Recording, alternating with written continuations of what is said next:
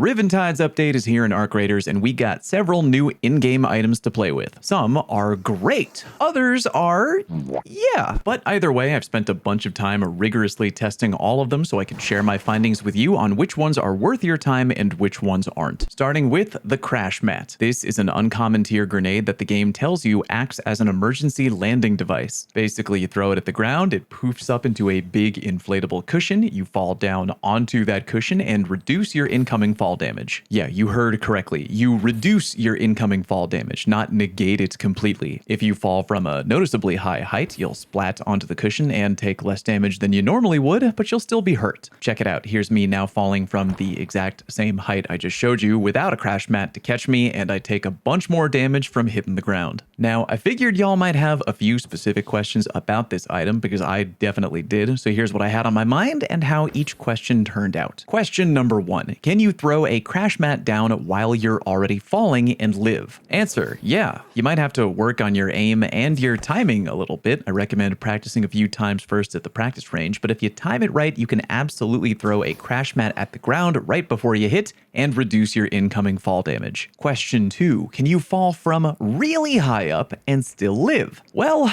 probably easier to just show you.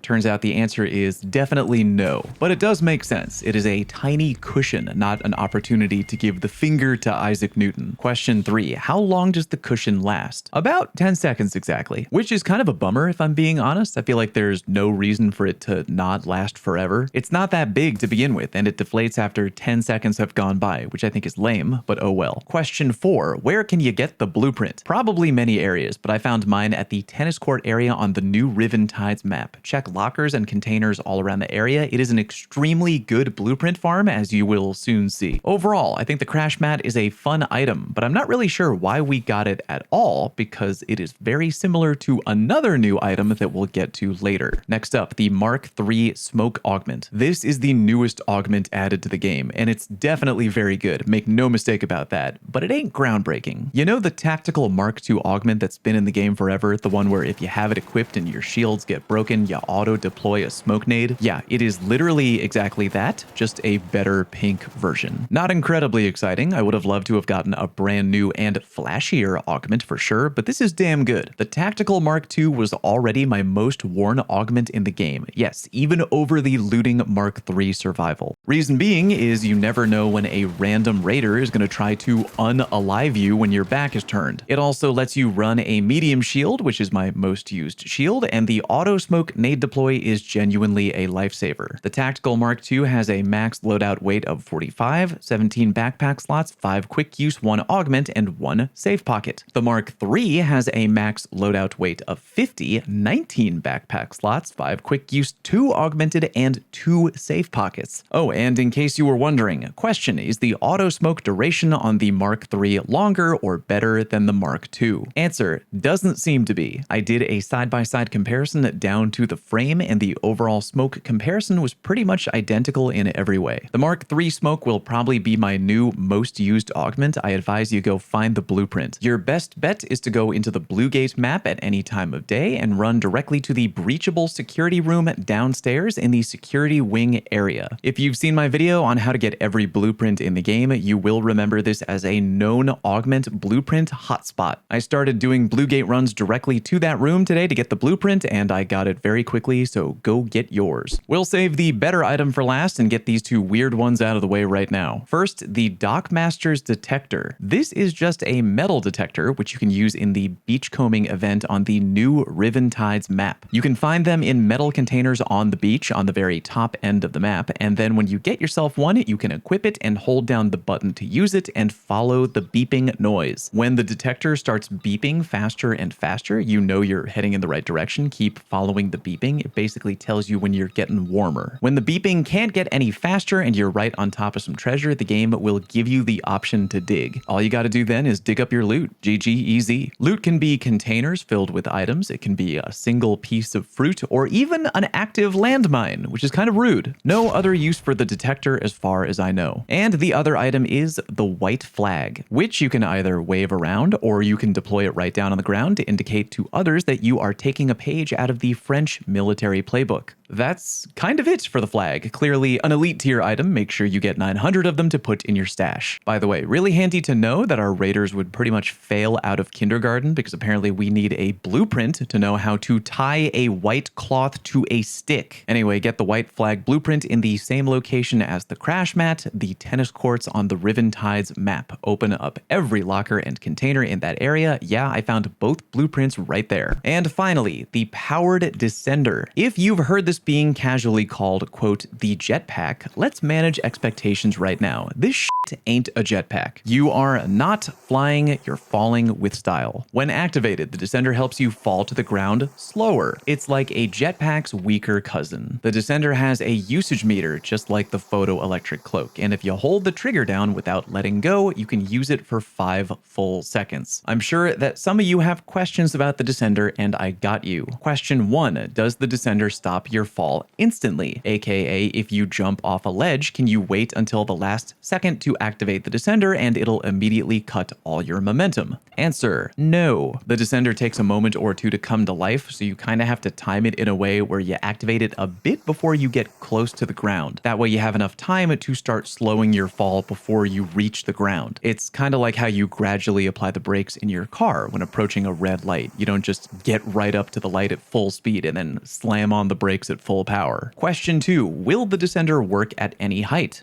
Let's find out!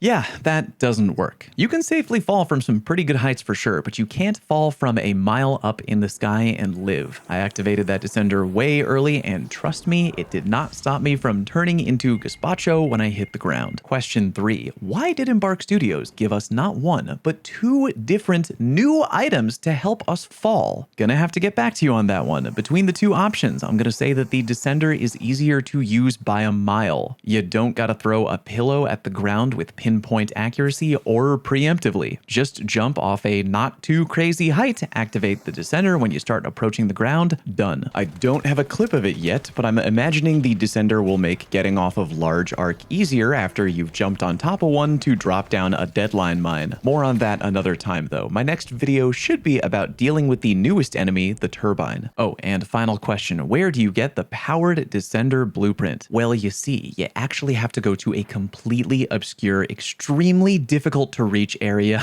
I'm just kidding. It is the goddamn tennis court on Riven Tides. Yes, aside from the Smoke Augment, which I got on Bluegate, I got the other 3 new blueprints all in that exact area. Click the like button if today's video helped you in any way, and come swing by the Twitch channel. Thank you very much for watching. Peace.